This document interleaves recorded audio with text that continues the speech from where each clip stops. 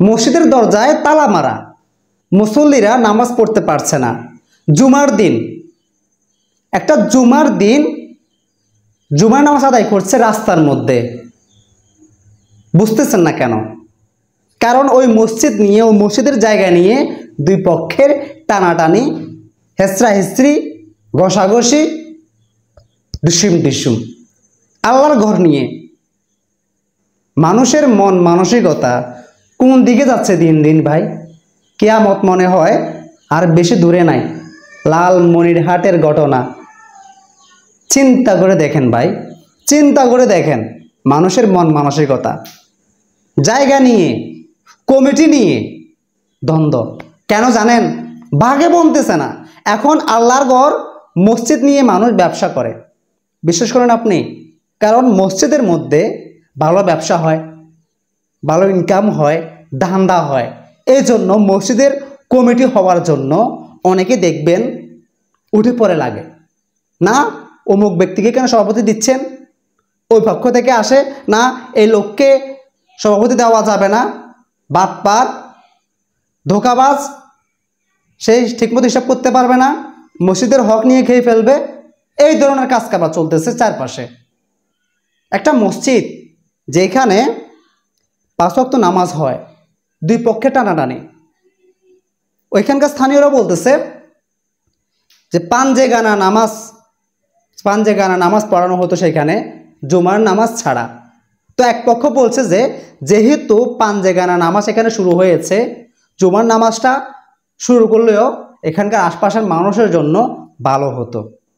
কিন্তু আরেক পক্ষ সেটাকে মেনে নিচ্ছে না।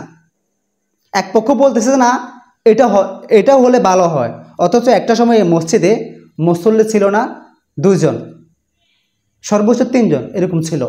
আস্তে আস্তে সেই মসজিদে মুসল্লি বাড়তে থাকে, কমিটি হয়, কমিটির মধ্যে দ্বন্দ্ব। কেউ বলতেছে জুমার নামাজ হবে, কেউ বলতেছে হবে না। একটা পর্যায়ে যেতে যেতে মসজিদের জায়গা নিয়ে শুরু হয়ে গেছে।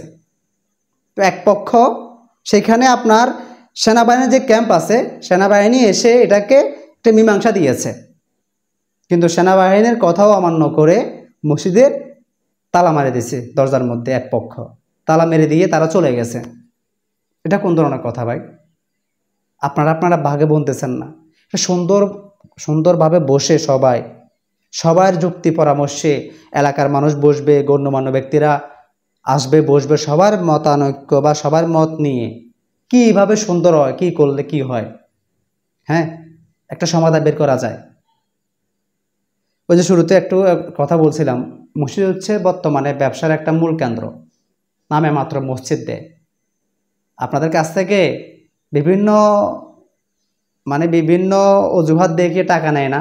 আজকে মসজিদের পিলার করব, আজকে মসজিদের এসি দরকার, লাইট দরকার, বাতি কি কয় এটা কি বলে, টাইলসের দরকার, দরজার দরকার, দরজার হিটকির দরকার, রং করতে হবে, রংটা নষ্ট হয়ে গেছে, এই ভবনটা ভাঙতে হবে, দোতলা করতে হবে, সিঁড়ি করতে হবে, যোগানা করতে হবে, চারপাশে বাউন্ডারি দিতে হবে। নানা অজুহাতে কিন্তু মসজিদ কমিটি আমাদের কাছ থেকে প্রত্যেক সপ্তাহে বা প্রত্যেক ওয়াক্তে আমাদের কাছ থেকে 5 টাকা, 10 টাকা, 2 টাকা নিয়ে যাচ্ছে। সমস্যা না, আমরা দিচ্ছি, কারণ আমরা আল্লাহর ঘরের জন্য দিচ্ছি।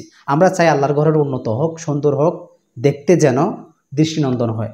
কিন্তু কমিটিতে যারা বসে, ঘোষখোর, সিটিংখোর, বাটপার, দুনিয়ার আজে বাজে কাজ করে, ইসলাম বিরোধী কাজ করে, ওই সকল লোকগুলোর দেয় মসজিদের কমিটি। আর তারা বসে বসে সেখানে আরামসে বসে মসজিদ উন্নত নামে, সৌন্দর্যের নামে ব্যবসা করে যাচ্ছে।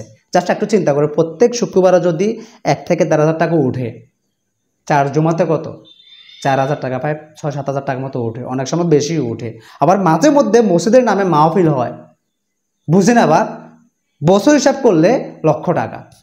তো কী দরকার চাকরি করার, কী দরকার দিন মজুরি দেওয়ার? মসজিদ কমিটি হলে ভালো না? আল্লাহ সবাইকে হেদায়েত দান করুক।